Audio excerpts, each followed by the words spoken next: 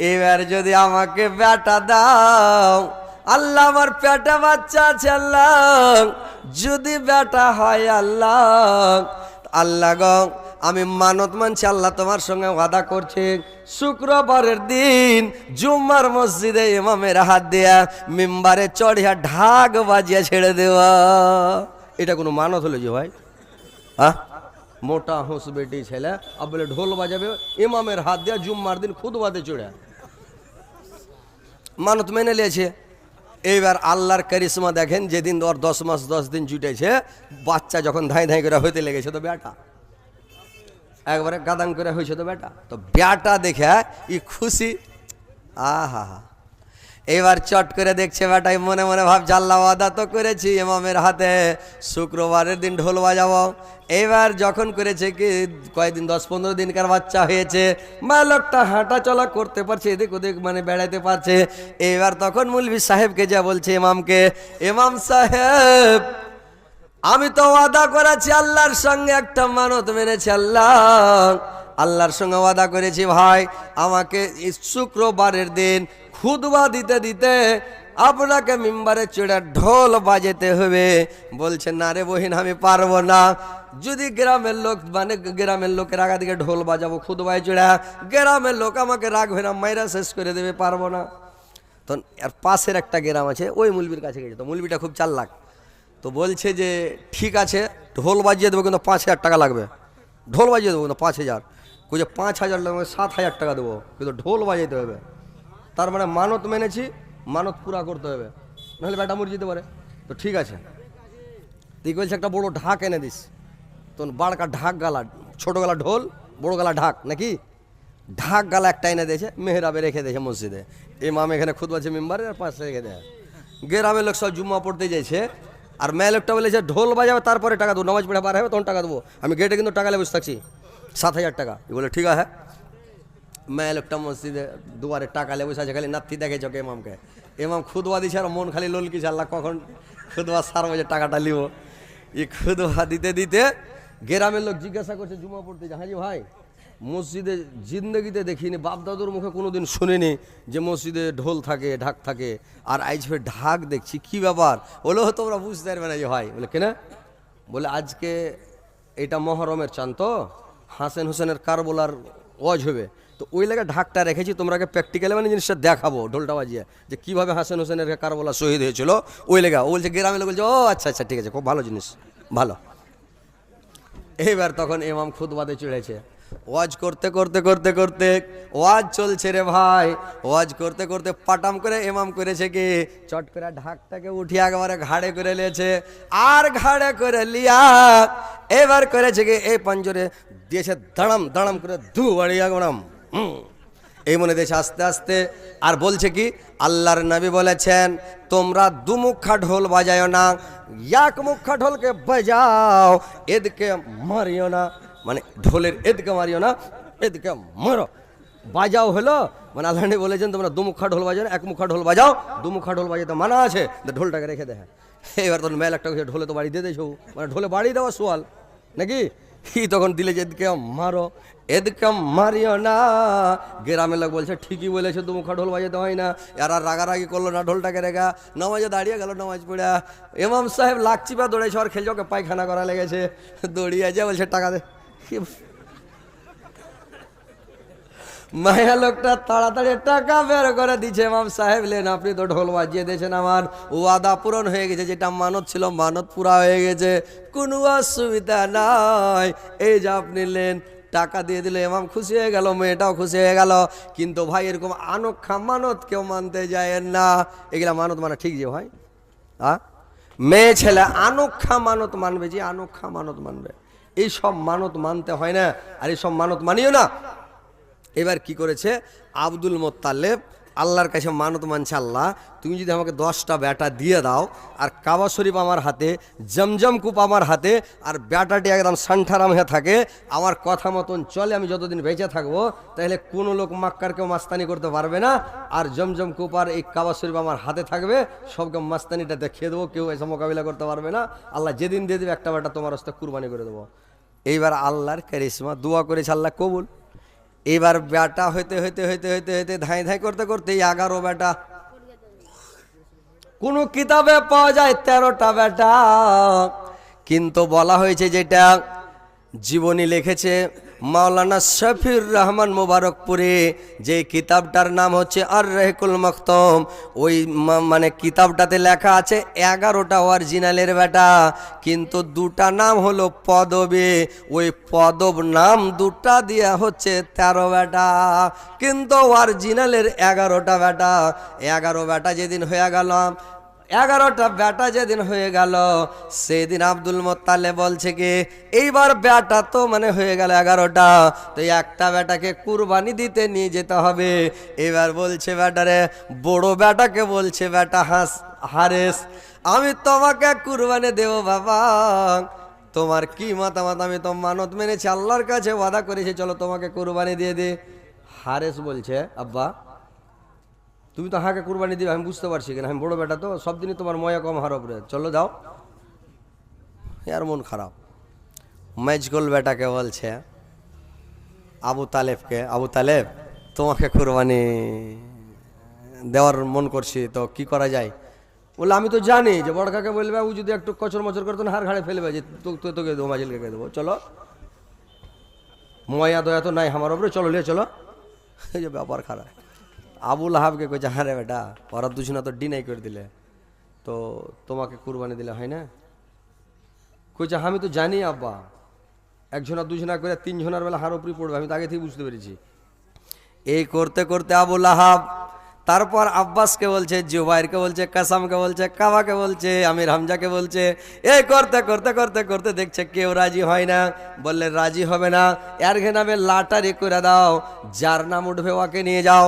এবার যদি লাটারি করলো রে ভাই, চট করে ছোট বেটা আব্দুল্লাহর নামে লাটারি লেগে গেল। ছোট বেটা আব্দুল্লাহ, যেটা নবী সাহেবের বাপ, আল্লাহর নবীর বাবা, আব্দুল্লাহর নাম উঠে গেল। এবার আব্দুল্লাহকে কুরবানি করার জন্য আব্দুল মোত্তালেব নিয়ে চলে যাচ্ছে মিনার মাঠে, নিয়ে যাবে কুরবানি করে দেবে। আব্দুল্লাহর মামু বংশের লোকেরা মদিনাতে শুনতে পেল আমার ভাইগিনাকে কুরবানি করতে নিয়ে যাচ্ছে, এবার কুরবানি করতে দেওয়া যাবে না। এবার করেছে কি, ওরা মক্কা মদিনা থেকে দৌড়িয়ে এসে মানা করলো, আরে তুমি মানত মেনেছো তো কি হবে, তার লেগে একটা মানুষকে কুরবানি দিবে নাকি? মানুষকে কুরবানি দিতে হবে না, তুমি একটা কাজ করো, মানুষের বদলে তুমি লাটারি করো। যখন মানে যদি উটের নাম লেখো একদিকে, আর একদিকে লেখো আব্দুল্লাহর নাম, যখন উটের নাম উঠবে তো 10টা উট কুরবানি করে দাও, আব্দুল্লাহর নাম উঠলে ফের 10টা উট, ফের যদি আব্দুল্লাহর নাম উঠে ফের 10টা উট, যতক্ষণ উটের নাম না উঠবে ততক্ষণ 10টা করে দিতে থাকো। দিতে দিতে দিতে যখন মানে উটের নাম উঠবে তখন উটটিকে কুরবানি করে দেবেন। এইবার করেছে কে, এইবার লাটারি শুরু করলো, তো 9 বার উঠে গেল, মানে খালি আব্দুল্লাহ আব্দুল্লাহ। এবার 9 10 90টা উট সাদকা করলো। লাস্টের বেলা 10 বারের বেলা উটের নাম উঠলো, তখন আরো 10টা উট দেয়া 100টা উট সাদকা করলো, মানে জবাই করে দিল। এক থেকে মাংস বাড়ি আনলো না, 100টা উটকে জবাই করে দিয়ে সাদকা করে দিল, আর 100টা উটের বিনিময়ে আব্দুল্লাহকে বাঁচিয়ে নিল রে ভাই। আব্দুল্লাহ বেঁচে গেল, কুরবানি করা হয়ে গেল। এবার আস্তে আস্তে আব্দুল্লাহ বড় হয়ে গেল, একটু যখন শিয়ানা হয়ে গেল, ওই দেশের প্রথা ভাই ওরা বকরি চড়ায়, ভেড়া দুম্বা উট চড়ায়, মাঠের মধ্যে দুম্বা ভেড়া বকরি চড়াতে যায়, ওই দেশে ওরা বকরির দুধ খায় আর বকরিকে চড়িয়ে বেড়ায়। এবার করে যাকে আব্দুল্লাহ যখন শিয়ানা হয়ে গেল, আব্দুল্লাহ যখন মাঠের মধ্যে দুম্বা ভেড়া বকরি চড়াতে যায়, দুম্বা ভেড়া বকরি চড়াতে যায়, গ্রামের মহিলাগুলো দেখে কিন্তু পাগলা হয়ে যায়, আব্দুল্লাহকে সবাই বিয়ে করতে চায়। আব্দুল্লাহর এত চেহারা সুবহানাল্লাহ, চেহারার দিকে ভাই তাকা যায় না, এত সুন্দর চেহারা, খালি কদর ফুলের মতন ডগমগ ডগমগ করে, এত সুন্দর চেহারা আব্দুল্লাহর। মেয়েগুলো দেখে আর সব পাগলা হয়ে যায়, সবাই খালি বিয়ে করব করে খালি প্রস্তাব দেয় আর বলে বিয়ে করব।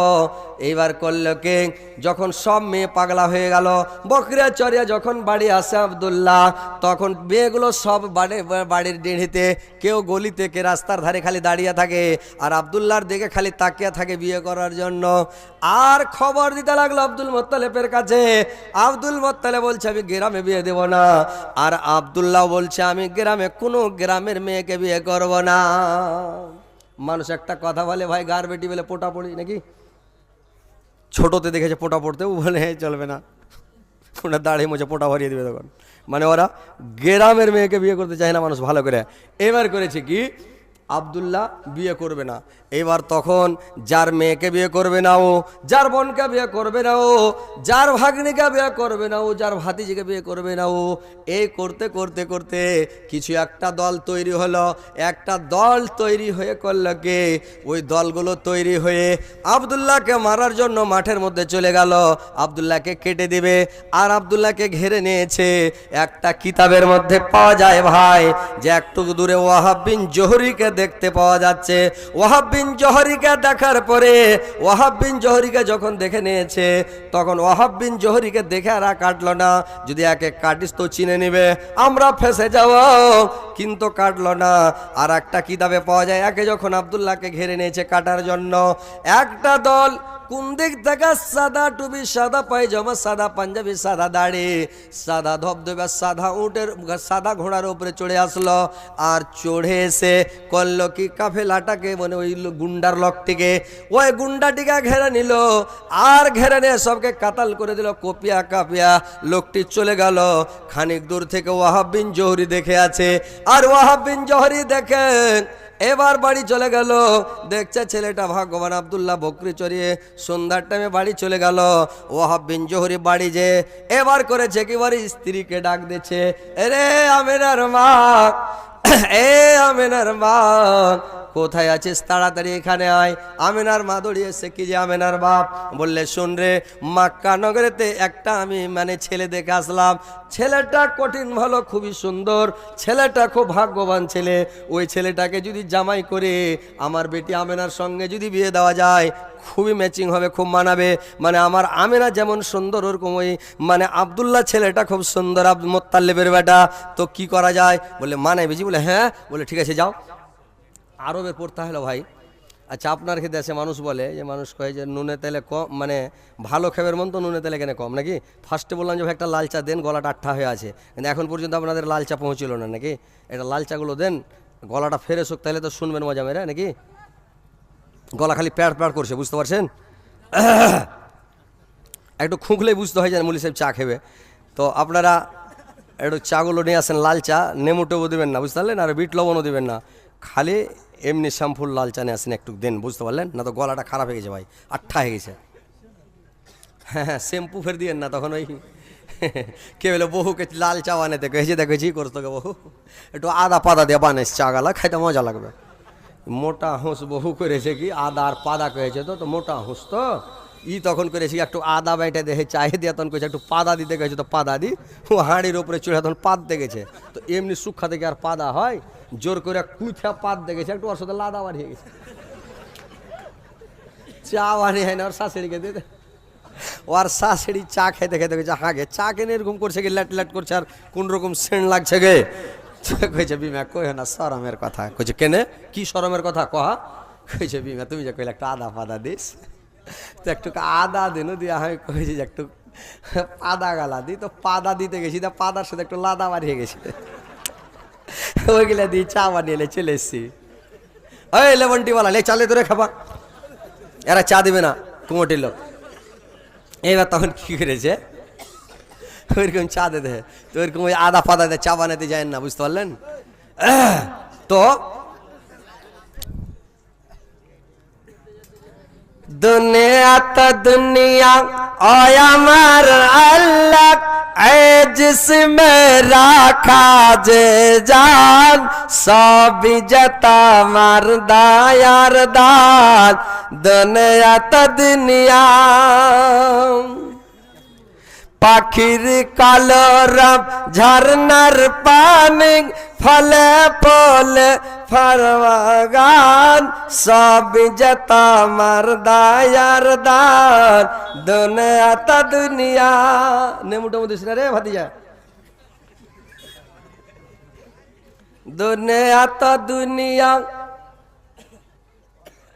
চাটা খুশি মনে দিলে না বেজার মনে, পয়সা দিবে নাকি? আচ্ছা, এর কাছে সবাই চা খাবে কিন্তু।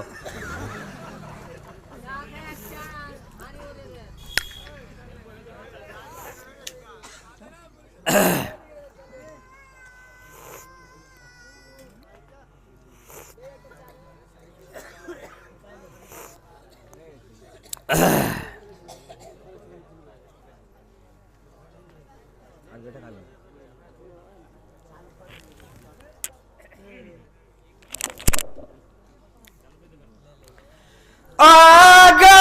দয়া না জান আগা সরওয়ার মদিনা। দেখছেন চায়ের গো একদম রাস্তার কাদা টাদা হটিয়ে সাফ করে দে। এবার ওই দেশের প্রথা ছিল ভাই, সৌদি আরবের প্রথা, যে মেয়ের বাপ ছেলে দেখতে যাবে। আর আমাদের দেশের প্রথা কি, ছেলের বাপ বউ ঢুঁড়বে নাকি হাজি ভাই? আমাদের দেশের প্রথা হলো ভারতের, যে ভারতের কানুন হলো যে মেয়ের বাপ ছেলে ঢুঁড়তে পাবে না, ও বলতে পাবে না আমার মেয়ের বিয়ে দিব, ছেলের বাপ বউ ঢুঁড়ে বেড়াবে যে বেটার বিয়ে দেবো। আর সৌদি আরবের কানুন হলো, ওই দেশের প্রথা হলো, মেয়ের বাপ যখন মেয়ে বড় হয়ে গেল, 13 বছর 14 বছরকার হয়ে গেল, এরা তখন ছেলে ঢুঁড়ে বেড়াবে, কোনটা জামাই ভালো হবে, কার সাথে বিয়ে দিলে ভালো হবে, এরা ছেলে ঢুঁড়ে বেড়াবে। ওই দেশের প্রথা। ওদের প্রথা থেকে আমাদের প্রথা একটু আলাদা আলাদা ভাই, বুঝতে পারছেন? যেরকম আমাদের বেটা যখন বড় হয়ে গেল, বিয়ে দিয়ে দেওয়া গেল, বিয়ে দেওয়ার পরে বেটাকে আর যুদ্ধ করতে চাহে না, এরা কি বলবে, বেটা শোতেই থাক। হ্যাঁ, আর সৌদি আরবের প্রথা হলো, বেটার বিয়ে দেশে যেদিন বরহন্তা শেষ হবে, বরহন্তার পরাদিন, মানে বরহন্তার দিন বাপের সাথে থাকলো, বরহন্তার পরাদিন মানে বিয়ের আগে বেটার বিয়ে দেবে, তো আগে আলাদা বাড়ি তৈরি করতে লাগলো। আর অন্য ডিহিতে বাড়ি তৈরি করার পরে, বাড়ি যখন ফিটফাট হয়ে গেল, আর বিয়ে দিলে, বিয়ে দেওয়ার পরে বরহন্তা শেষ হলো, আর বেটা বলে যা বেটা তুই আপনার বাড়িতে করে করে মাখা যা, তখন দিয়ে দিল। ওই যুদ্ধ, ওই দিন থেকে যুদ্ধ আলাদা সেপারেট। যেটা বেটার বিয়ে দিবে বরহন্তার পরাদিন যুদ্ধ, ওকে আর শোতে রাখবে না, তুই আলাদা।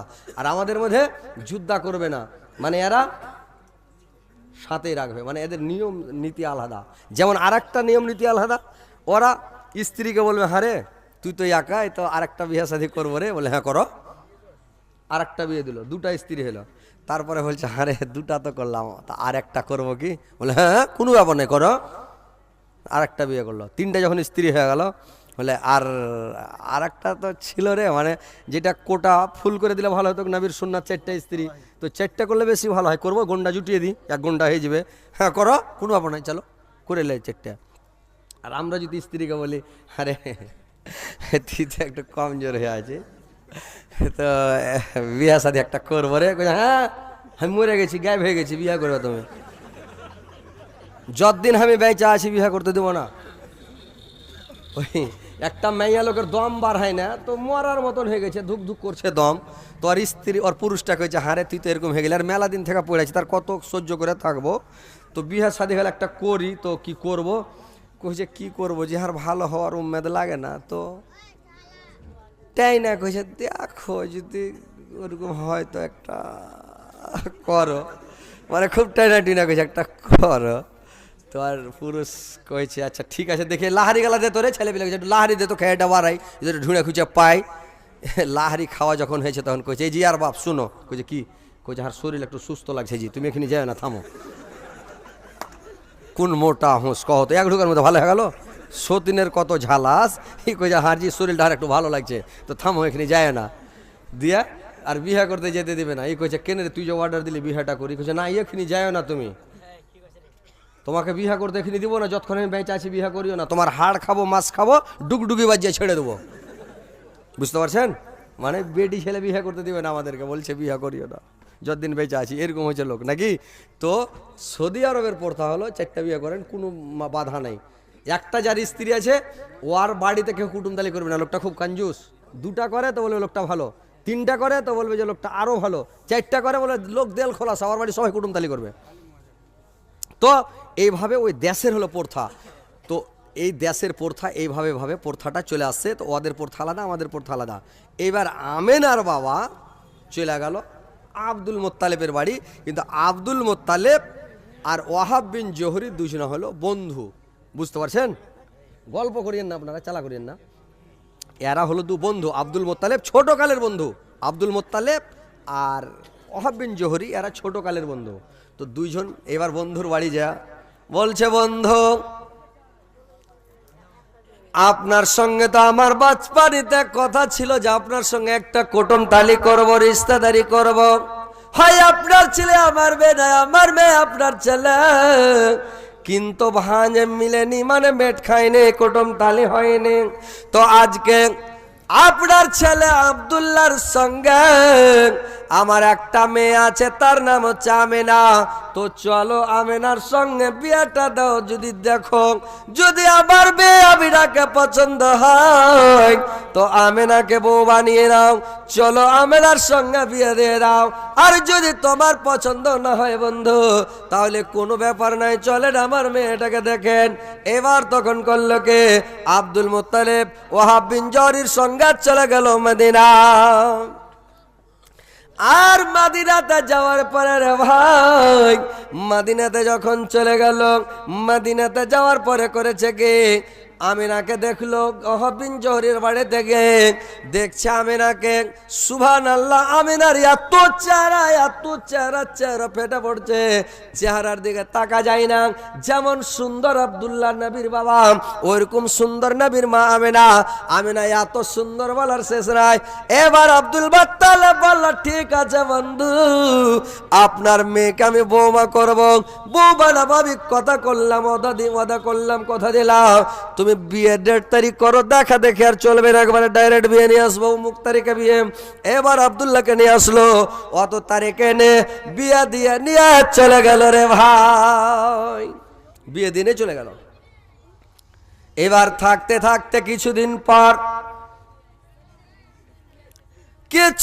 বেশ কিছুদিন পরে আব্দুল মুত্তালিব তার ছেলেরাকে ডাক দিতে লাগলো, আরে বেটা হারাস, কোথায় আছে রে বাবা?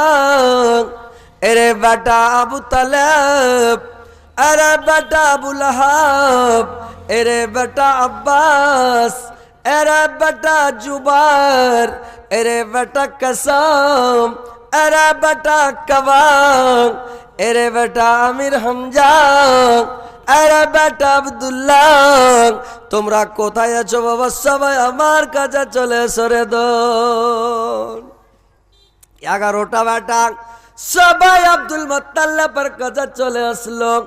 আব্দুল মুত্তালিবকে বলল, আব্বা বলেন কি ব্যাপার, কেন ডাকলেন? আব্দুল মুত্তালিব বলল, বেটা রে, মক্কা নগরীতে বসে গেলে রাজার ভান্ডার খাওয়া যায় বাবা। তোমরা মক্কা নগরীতে অনেক দিন থেকে বসে আছো, ব্যবসা বিজনেস করতে যাও নাই, তো তোমরা করো কি? ব্যবসা বিজনেসের জন্য বের হও, তোমরা ব্যবসা করতে যাও, বিজনেস করতে যাও বাবা। ইয়ারা ব্যবসা বিজনেস করার জন্য এরাকে বললো তোমরা যাও বিজনেস করতে। একটা বেটা বলছে আব্দুল মুত্তালিবের আব্বা, আমরা যদি বিজনেস করতে যাই 11 ভাই যাব, আমরা কিন্তু 10 ভাই যাব না। আব্দুল মুত্তালিব বলল, কি বললে? 11 ভাই যাবে? যেতে হবে না তোমাদেরকে, আমার আব্দুল্লাহ যাবে না, আমি বলে দিলাম আব্দুল্লাহ যাবে না, তোমরা 10 ভাই যাও। আর একজন ভাই ওদের থেকে বলছে, আব্বা আপনি মাথা গরম করিয়েন না যে আব্বা,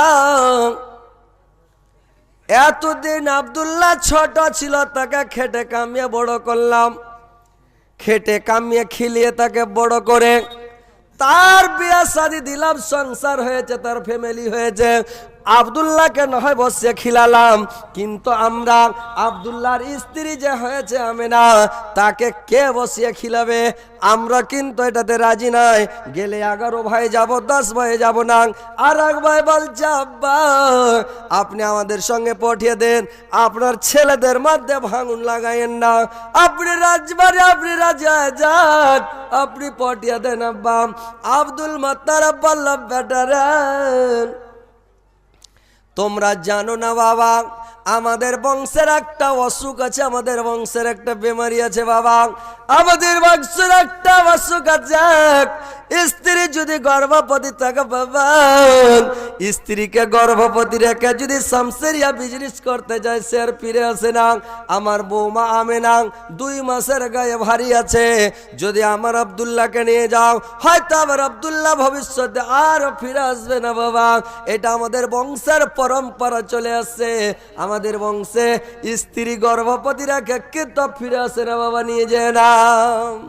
তারপরে যেদিন আব্দুল মুত্তালিব মায়ের পেটে তার বাবা গাজ্জাজ নামক শহরে হাসেম মারা গেছেন, যেদিন আবদে মানাফ তার মায়ের পেটে ছিল, তার বাবা মারা গেছেন।